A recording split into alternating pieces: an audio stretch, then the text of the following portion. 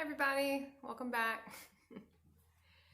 I don't have the chat up yet. I might put that up in a second. I don't know how long we're gonna go today. It felt appropriate to come on for a little while, so trying to keep with at least one day a week of streams and well, one I guess during the weekday and then one on the weekend. So I am not sure what to talk about, so I'm gonna give it a minute or a few seconds and see. If anything specifically pops in for me, and we can go from there.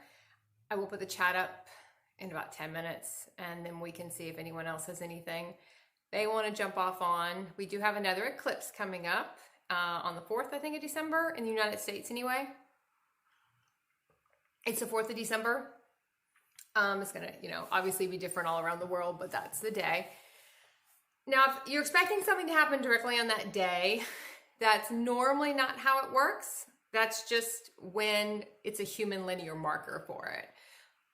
But things happen way before and way after, especially the week before and the week after. I notice the energies are pretty strong the week before and the week after. Normally for me, it's when it's waning, because sometimes you are depending on where the decision lies. And I'm going to say that, and that's probably not 100% true, because you're always kind of the catalyst to the decision. You have to reach a frequency to knock down the dominoes, in a sense. Like if you see yourself getting, let's say it's a new job, because this is I thought it was a solar eclipse, but then again, maybe it's a lunar eclipse. I don't remember. I can't remember. Doesn't really matter. Those are semantics that really don't matter. It's the eclipse that's the more important part of it. Also piggybacks on the eclipse we just had. So I would say consult your astrologer, but I'm not going to say that because I always think when people say that, it doesn't really matter. It just depends on how the energy resonates with you. You are your own astrologer. Everyone's going to have things hit a little different, and also depending on where they are in their ascension process. If you're really still in your human body, it's going to hit you differently than if you're in more of your DNA started to shift to more your higher consciousness DNA. Then you're going to have a different outcome of the eclipse. What you've done to align your life on a soul level, that's gonna dictate how you go through the eclipses. Now, sometimes things for me always tend to go on the week after, and sometimes that's because decisions were made in the week leading up from what I'm gonna say are other people, but certain things get activated when you reach certain vibrations, and it might take time to trickle down to you. So if there's a decision made, let's say you reach a frequency, so you're always gonna be the catalyst to it. You're always you're gonna materialize into a different reality. We see it as, oh, this opportunity just popped up. This opportunity didn't just pop up. You materialize into a different reality where that opportunity was. So it was there all along, just in a different vibration. But if you stayed in your current vibration, you wouldn't have actually seen that opportunity. So when you start getting to astrology, it's important to remember that it's going to affect if you had stayed in your human realities, in your human template, you're going to have one set of things happen and you're just kind of upgrading to different templates. But you're still going to have things happen sometimes during this astrology, different astrological events, just because of how your body is designed. So the design of your body is going to impact, and that means the frequency of your body. The DNA makeup of your body is going to trigger how you handle the eclipse. Some people it's going to be rough. Some people are thinking it's the most awesome time in the world. That's why it's hard to put out a video when you see people put up videos saying, oh, this is this and this is this. It's only true if you're in the space that person was in. Then it might be harsh. It might not be. Just like sometimes you feel the energy a lot quicker. Like Mercury retrograde, I feel it a lot quicker. But all these energies are inside of us. They're not really outside of us. We just mirror them outside, but they're all inside of us. So I can feel my body starting to shift when we have Mercury retrograde. And that causes a little bit of slowdown for me. And things get a little wonky for me the week before. Not even the week, a couple weeks when it shadows. My body's starting to do the shifting inside, because it's all inside. All the planets are inside. So don't get so bogged down. And that even goes for like tarot card readings. I don't know why I'm on this topic, but I guess it's important. When you hear generic ones, and I do sometimes listen to generic ones, there are a couple people I go to, which I always look at as they're just they're just a different aspect of me. And sometimes I'm like, oh, I just need I want to hear something and see if I got a message in it. And if I'm drawn to it, I'll listen to it. It's not so much the whole piece. It might just be a piece of it that jumps out at me, or something I'm just like, oh, I kind of feel this. Let me just listen to this and see if it resonates anything.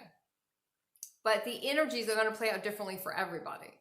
Depending on where you are, what frequency you're holding is going to dictate how harsh some things are, what you don't want to let go of, what you're still operating under old program. When you're operating on old program, then you're going to have a tougher time with a lot of the energies that come in. Because the energies that come in are supposed to obliterate human programming. That's what we're in right now. That's why so many things have to sort of fall apart, because that's where we are. That's where we are for the collectives. So it's just going to continue to heighten. 2022 is a big marker year, and it completes that third year that opened in 2020. So it is going to be a completion for some people who started their ascension process in 2012. It can be. Like, it can take 7 to 10 years to do, I'm going to say send your body, and that's like completely redo your human template. But there's a lot more parts to ascension after that. That's just what they call full body ascension. So there's different parts after that, but that's not the entire process. That's just kind of the big part of the process. Then you keep ascending and your body keeps shifting. But that's when you first make that big jump with your body. But that's a 7 to 10 year process if you're giving everything you got to it. You know, if you have kids, you have a family, you have other things, you might not be able to give that much time to it. So that might take you 40 years to do, 50 years to do. So it's going to be different for everybody. So when you see time frames thrown out, whether it's for eclipses, whether it's for different processes, it also depends on what you're willing to put into it and what your timeline is. Because everyone's also got a different timeline. You were supposed to have kids and have a family, then your timeline is going to be pushed out. It doesn't mean you're behind anybody. It just means you're not doing that right now. You're in a different phase of your journey, in a sense. You're not doing the whole full body ascension right now, because that's not where you are. You're not supposed to be doing that right now. You're supposed to be doing this. I have a lot of people, and I used to be the same way, but I'll have a lot of people that kind of feel like they get sidetracked into something. And now sometimes you might get sidetracked into something. This is going to be another where it's going to depend. It's going to depend on your mentality around what you're doing, how conscious you are when you're doing it. So let's say you have put a lot of time into consciousness and focusing on your own consciousness, realigning your life, and that's been your focus, right? And anytime somebody tells you, trying to think of an example. I kind of have an example, but I don't know if it's the best example, but I guess it's the only one I have to go with. So if you've been focusing completely on, like, there was a time when I focused completely on different energetic principles, right? And that's all I did. This is back in 2013, 2014, right? That's all I did. Different Reiki practices, because that was kind of the beginning for a lot of people. Then we kind of go beyond Reiki, and Reiki kind of feels slow. It doesn't feel, I don't know if slow is the word. The frequency is not as high as we can go when you get to certain different frequencies in your body. So it feels, you can't really do it anymore. You can't really practice it anymore. But for a lot of us, it's kind of a key code. And people mention it, and you get interested in it if you want to go get energy work done. It is an activation key code to start opening you up. It's like a slow, gradual process in the beginning, I feel like. And you're still giving a lot to it, but it's not as drastic because you haven't started the aligning your whole life around it yet, and you haven't started the body stuff yet, which is coming big for me in 2021 was a lot of body stuff.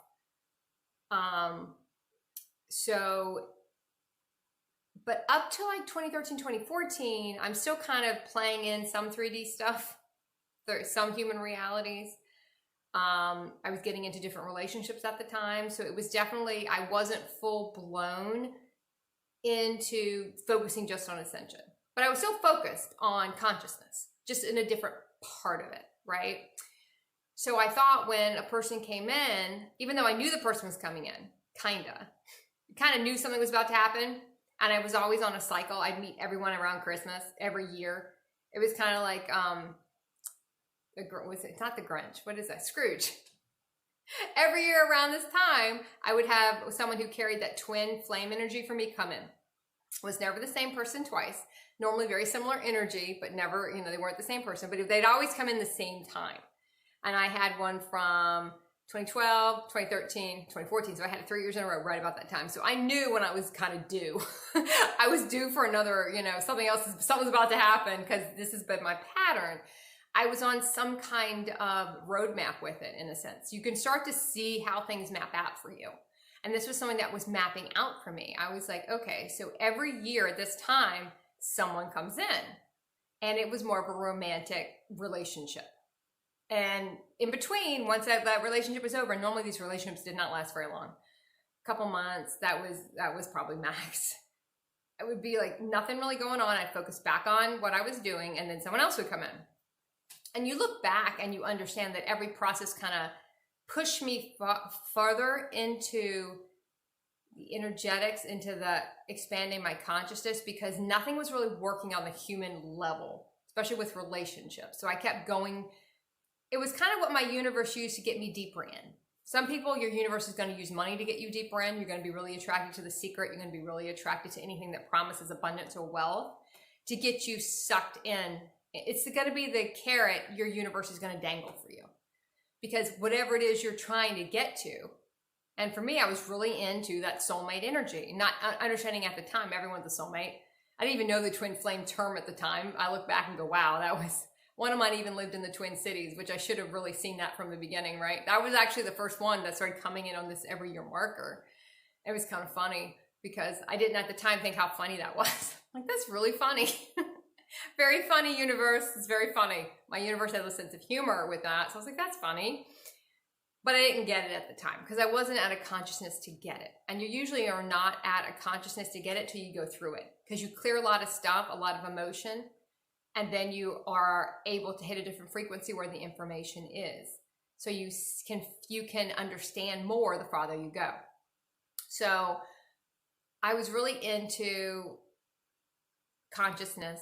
I wasn't 100% dedicated to it yet. I was nowhere near where I am now, but I thought I was pretty far. I was pretty far out for a lot of people, but not as far out as I am now. I was pretty out there, but not as out there as I am currently. But so when this person came in, I remember thinking, oh, I don't have time for this. I want to go continue what I'm doing, my work here. I don't want to do this right now. Like, I don't want to get in another relationship and get distracted and get all into what's going on here, because one of the patterns for a lot of us, which a lot of us have, and I think it's not just women, though you will see a lot of women who will say this, but we all carry divine feminine, we all carry feminine, masculine energy. We all carry both. So the form really doesn't matter. And then you can get into divine feminine, divine masculine energy, but that's once you reach a certain energetic frequency. So when people throw those terms around, just a sidetrack for a minute, when they throw around divine feminine, divine masculine, and you're talking about just human people, those aren't even energies they understand. They're still into human masculine. They're still into feminine masculine energy. They haven't hit divine masculine, divine feminine energy yet. That's a whole different frequency, and that's way past, in a sense, where you are when you were really in an unconscious relationship. And most people, when we enter into relationships, we enter into unconscious relationships.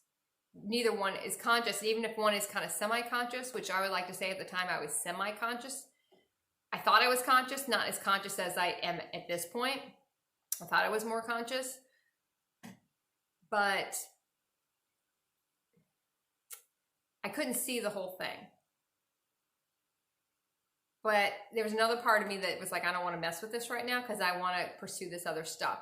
Not understanding that a lot of stuff that gets laid in front of us, especially in certain parts of the process, it's important because these twins come in, and twins don't have to be romantic. Everyone is a twin. But for the purpose of what we're going to talk about now, we're going to just use romantic because that's where I can resonate with it a little bit more, because you take that a little bit more on a pedestal, in a sense. We put usually romantic partners in a different space, even though we shouldn't do that. And we learn not to do that. We learn to not put anyone above anybody else. No one's more important than anybody else. But when you're working through these energies, we do put people on pedestals. We do think people are more important. We do compromise for that person. So these people come in to show us where we're going to compromise. But it's something sometimes we have to go through.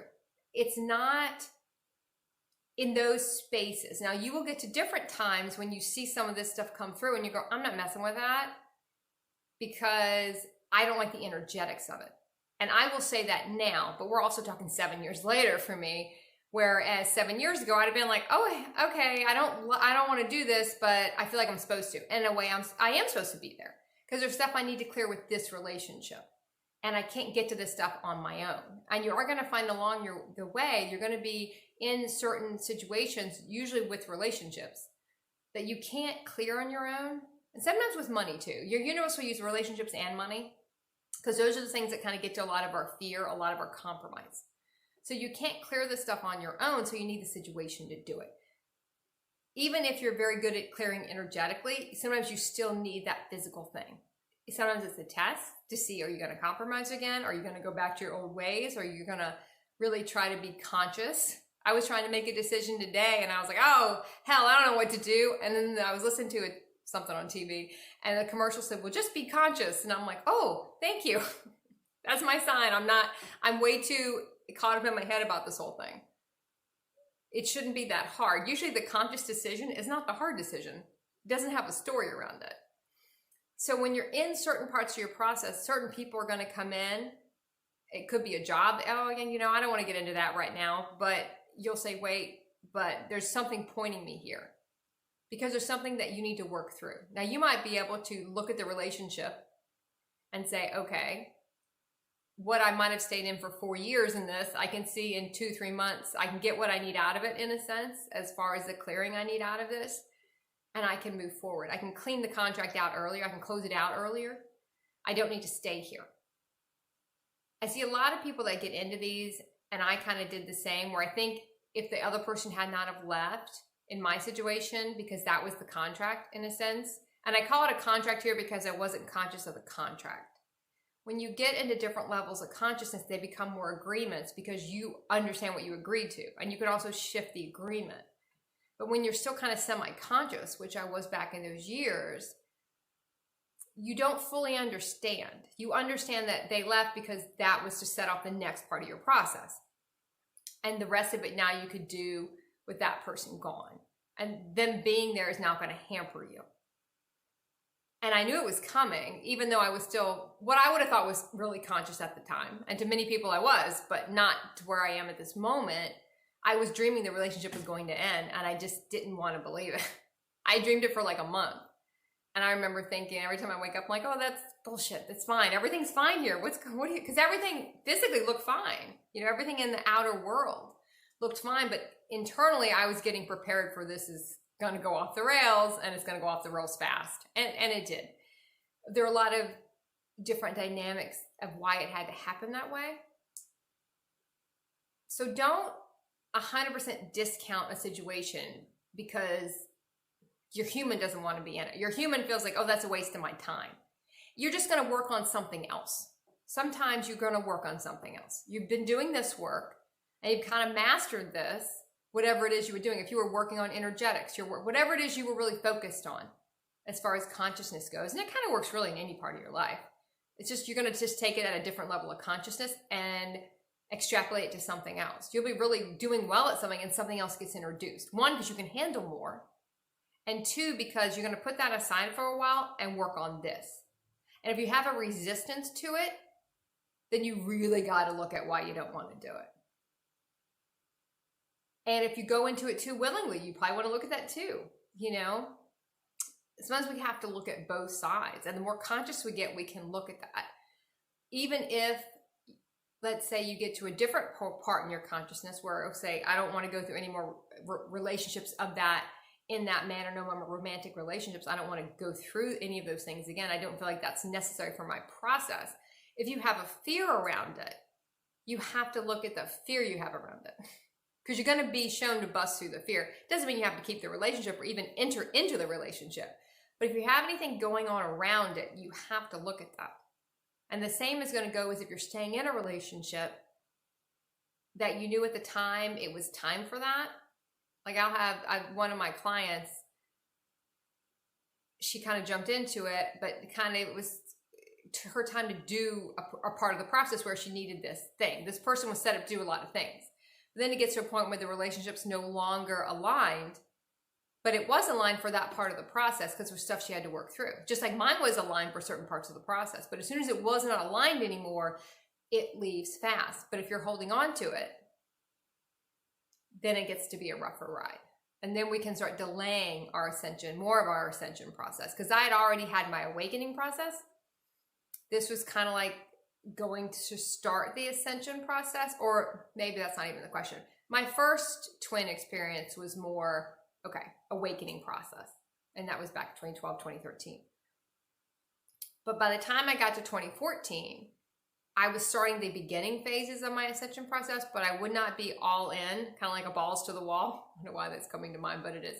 Balls to the wall kind of thing until after that last one. So it was like 3 of them. Then comes in 3s. And I've had some come in here and there, but I was conscious enough to look at what it was and realize it's not I don't like the energetics of this, and I'm going to pass. I'm going to take a hard pass on it. But we can't really do that until we get to a place where we can do that. So there are going to be a lot of situations that come in, whether it's relationships, job related, a move sometimes, where if you're not fully conscious, you can't see all the sides of it.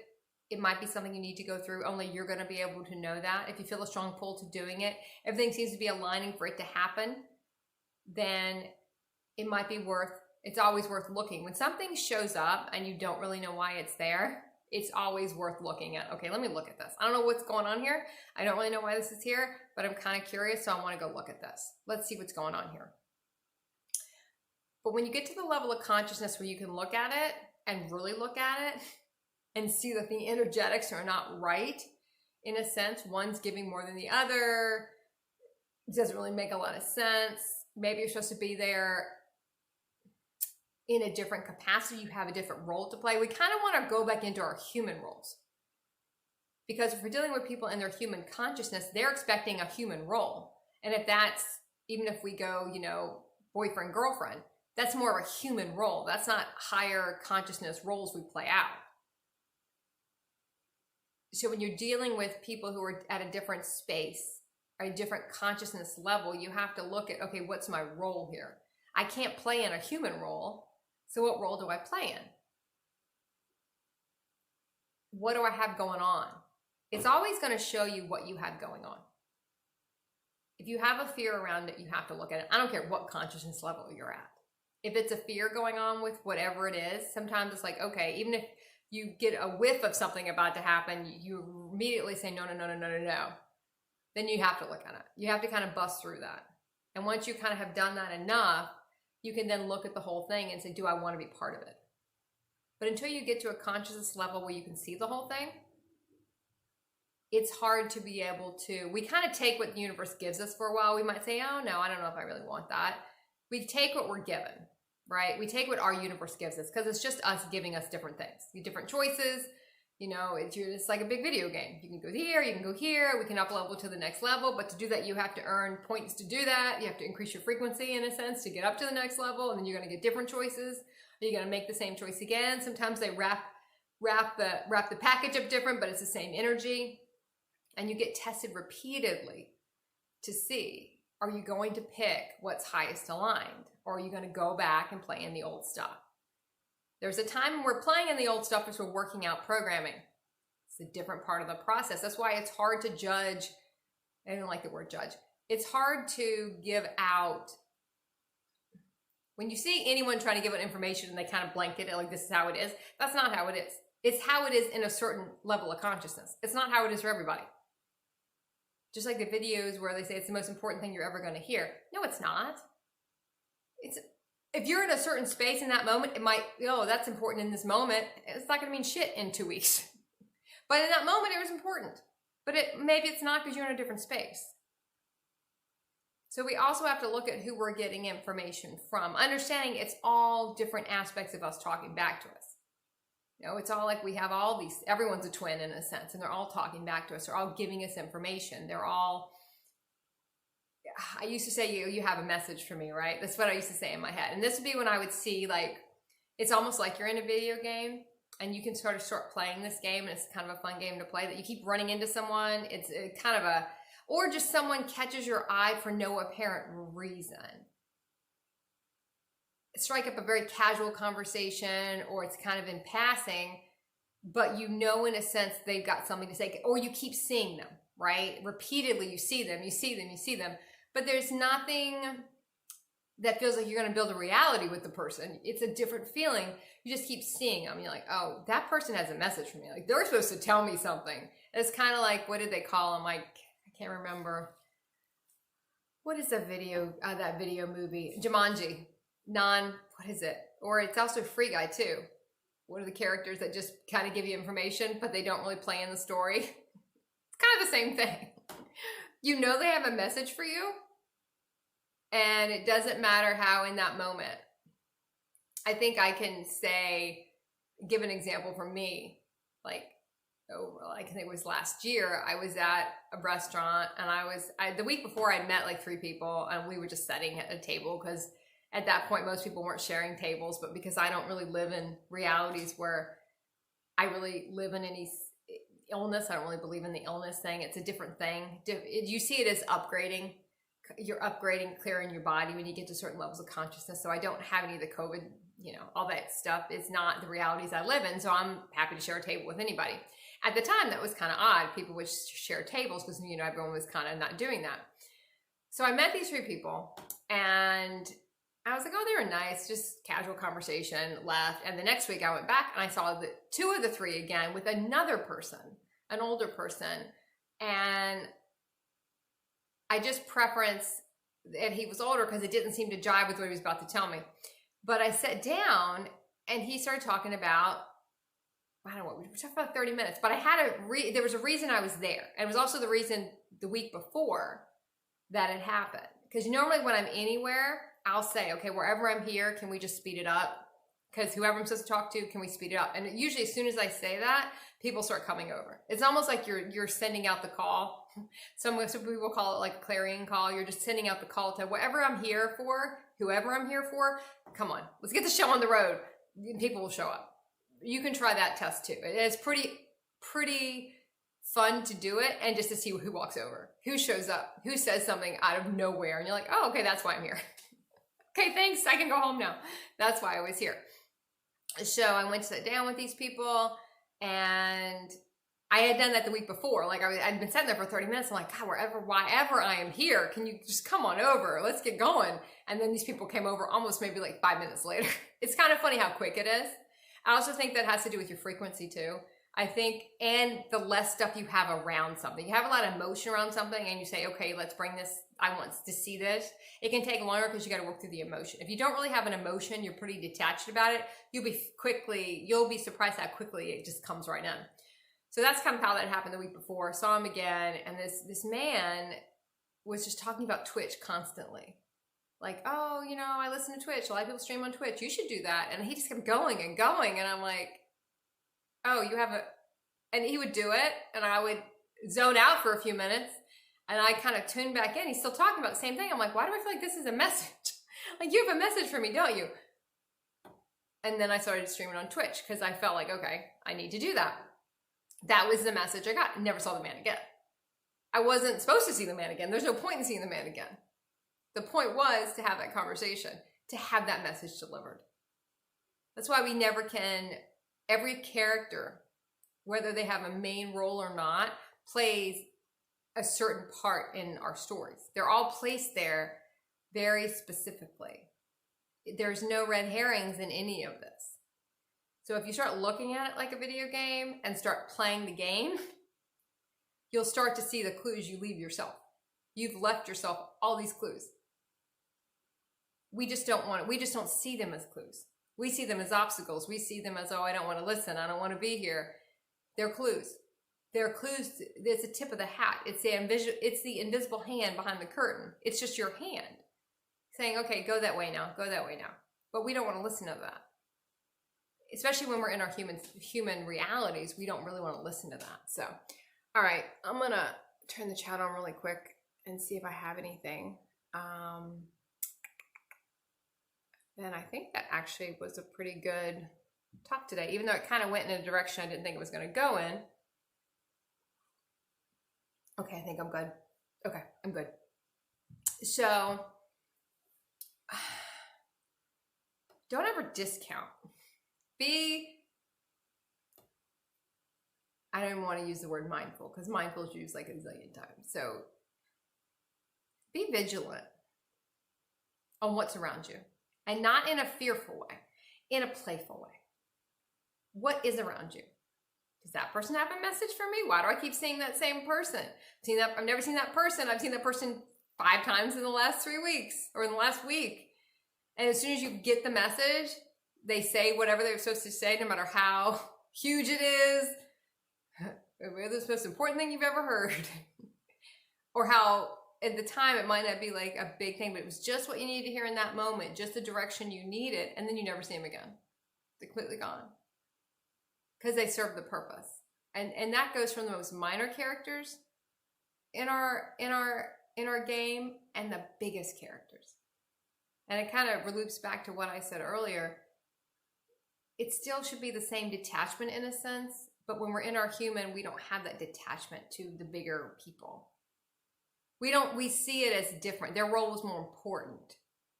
The role really wasn't more important. We just had more invested in the role they were playing. We had more story around the role. We didn't like we don't like the ending of that saga. We don't like the ending of that chapter. We wanted it to be different.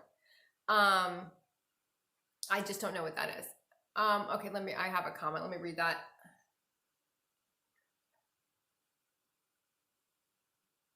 Okay, I'm gonna just read the whole thing just so I can, because I do put these on SoundCloud so people will understand. This is amazing. Oh, thank you. Sweet of you. I consider myself in pre-ascension following recent therapy. I discovered I had an addiction and an anxious attachment style in my relationships and took charge and got healthy and independent. That's a beautiful thing to see, right? Because we cannot be dependent and be in our sovereignty as far as ascension goes. They don't go hand in hand. Now, what you'll probably find is in that moment, you needed the therapy to get you to the next place. And this kind of goes back into what I said earlier. I needed a relationship back 7 years ago to get me in a certain place to go forward. Now, that doesn't mean it would fit again. That same type of thing wouldn't fit again. And you might look back and you might at one point say, maybe I'll revisit therapy again, but then it won't fit again because you're in a different space and now it doesn't work anymore. But as humans, we get attached to it. We get so attached to it, we don't want to let it go. But you can't get attached to anything because everything is very fluid here. Now, our human mind will also tell us, oh, but you don't want to let that go because they'll be lost forever. Not necessarily. Some things will come in and out, right? Like they always come in and out. It's never just one thing. It's never just, even if they don't come back, the energy might come back. Sometimes you feel like you have to give things up. Sometimes it's just a story we'd say that these people can't come with us. Everyone's got their own journey to do. And when we start talking about pre-ascension, ascension, I think you did a really good job just identifying, because it's going to change, just kind of identifying where we are, because where we are depicts what experiences we're going to have. There's no one size fits all. You'll find when you're going in your ascension journey, after your awakening in your ascension, that if you want to call that middle ground, maybe pre-ascension, even before your awakening. But to me, if you already know you're in pre-ascension, you've probably already gone through an awakening of some type. That's how I would see it, but you might feel that that's not how it jives for you. So you kind of got to go with how it jives for you. That's what's more important than what I say. I'm just here to trigger certain things for people, so if you feel like, oh, that might not be exactly right for me, you have to go with how you feel about it, but you're kind of getting yourself ready for the next part of the journey. Like you had to utilize, sometimes we utilize stuff that seems more human, like relationships or different medical stuff that seems, oh, that's human. Yes, but at the time we need that stuff. It's our catapult to the next thing. Because we're going to get there faster if we utilize these things to clear certain things we have going on. Whether we use, parents are a big one. That ties back into ancestral DNA. That's a big clearing we have to go through when we're in our ascension process. Who is the parent? Do we still listen to our parents? Who becomes the parent? And it's not so much between the parents and the children. It's just you kind of become a parent to humanity in a sense. So your roles change. You don't have the normal roles anymore.